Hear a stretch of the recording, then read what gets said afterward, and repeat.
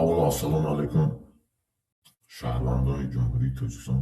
Avvalo assalomu alaykum shahrbandoni Cumhuriyeti Tacikistan.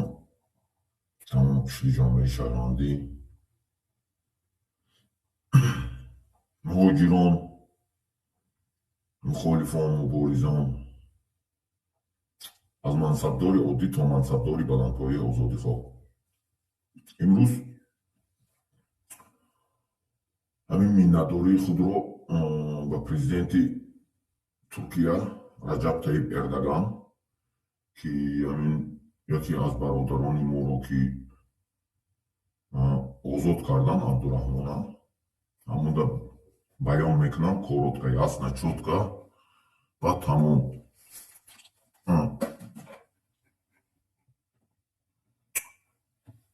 Der President of Turkey, Rajab Toyib Erdogan, on behalf of myself and my people of Tajikistan, I thank you for your assistance and understanding to the law enforcement agencies of the Republic of Turkey for the release of political prisoners. A citizen of Tajikistan, Mahmudov Abdurakhmon, once again, and sincerely thank you on behalf of my people and with you and your administration, and the best the Turkey People's Republic prosper. May Allah grant your good health and happiness in your family. Sincerely, the leaders of the Political People's Movement AMOT. Izatullo Dadaboev.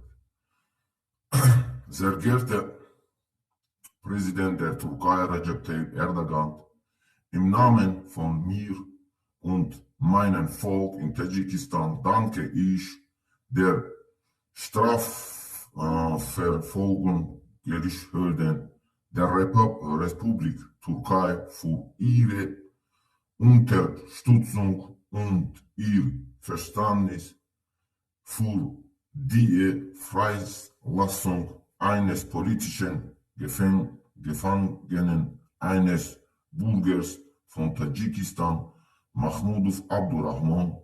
Nochmals danke ich Ihnen im Namen meines Volkes aufrichtig und wünsche Ihnen und Ihrer Verwaltung alles gut. Möge die Tadschikistan Türkische Volksrepublik gedeihen. Möge Allah Ihnen Gesundheit und Glück in Ihrer Familie schenken. Mit freundlichen Grüßen der Leader politischen Volksbewegung AMOT, Izatullo Dadaboev. Sayın Türkiye Cumhuriyeti'ni Rajab Toyib Erdogan siyasi ve Tacikistan Hakim adına siyasi tutkulu Tacikistan vatandaşı Mahmudov Abdurakhmon serbest bırakılması için Türkiye Cumhuriyeti'ni kulluk kuvvetlerini gösterdiğiniz yardımı ve anlayışınız için teşekkür ederim. Bir kez daha halkım adına sizi içtenlikle teşekkür ediyor. Size ve yönetmenize ve iyi dileklerini sunuyorum. Türk Halk Cumhuriyeti'ni müreffeh olsun. Allah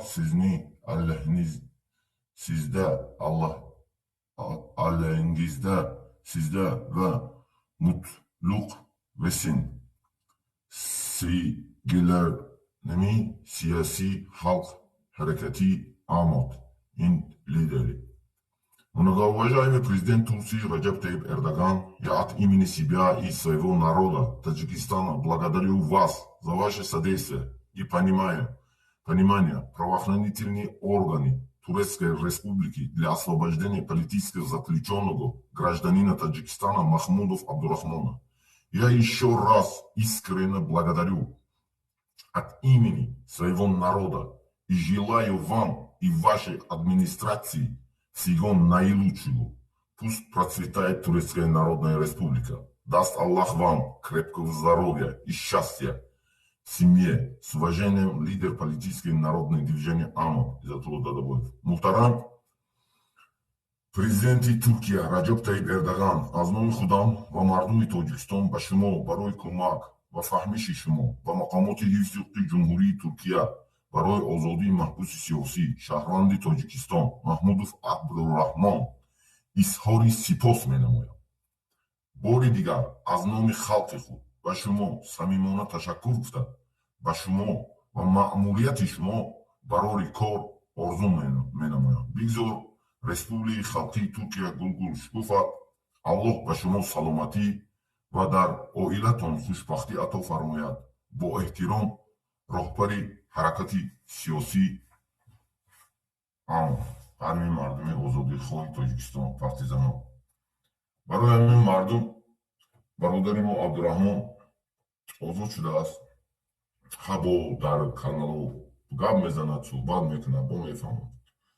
ҳама ба ӯ барори кор дар оянда хушиҳои зиндагиро мехоҳем. дигар чизе гуфтаи нест. ин буд миннатдории мо ба мақомот ва президенти Туркия ки ман мактуб карда будам. рости гап ҳозир ответам навистам. як барнома кунем гуфтам ки шитоби ҳамон давлати оям дида будам чизора, шитоби одам фаҳмо бошад. зинда бошем, саломат бошем мардум. ман худам гап задам хати Абдурахмон саломат аст, хуб аст,